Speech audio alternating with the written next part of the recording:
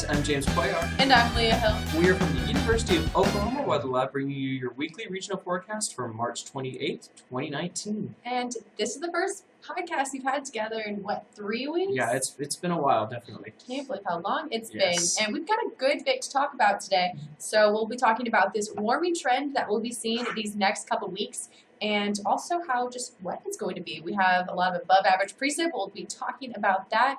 And then some really good news in terms of the drought monitor. Yes. So take us away. Yes, so for our 6 to 10 day temperature outlook, most of us are actually going to be seeing around average temperatures, unless you live on the western side of the United States, where we are going to see a likely chance of above average temperatures. Now, across the northern plains, we could see below average temperatures, and we have small pockets of above average temperatures in southern Florida and in New England.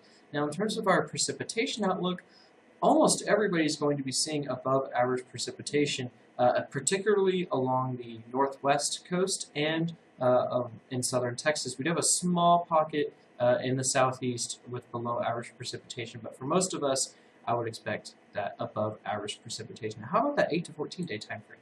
Yes, so we still have that bullseye of above average temperatures down there in the far southwestern states, so just a little bit of California all the way up through Arizona. That's where we see the highest chance for above average temperatures.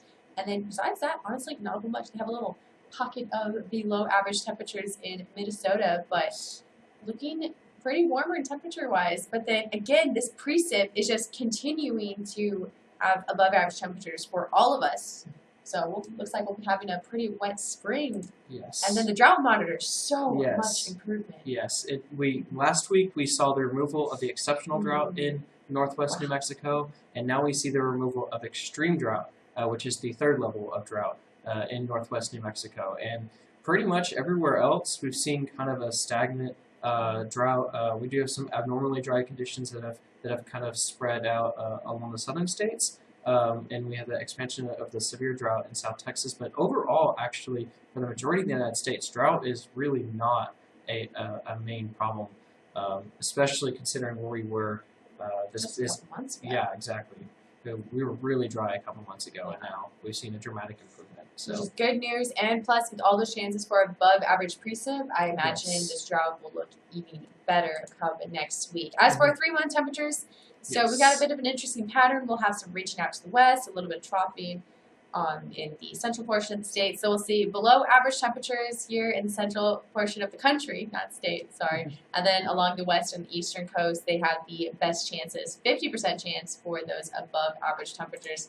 And then for our 3-month precip outlook, again, it's looking pretty wet. Like a lot of us will be seeing that above average precip, so definitely spring-like conditions will be seen for the next couple of months. Yes. Should be a good active spring. Once again, this podcast has been brought to you by the University of Oklahoma Weather Lab, the top academic weather research program in the United States.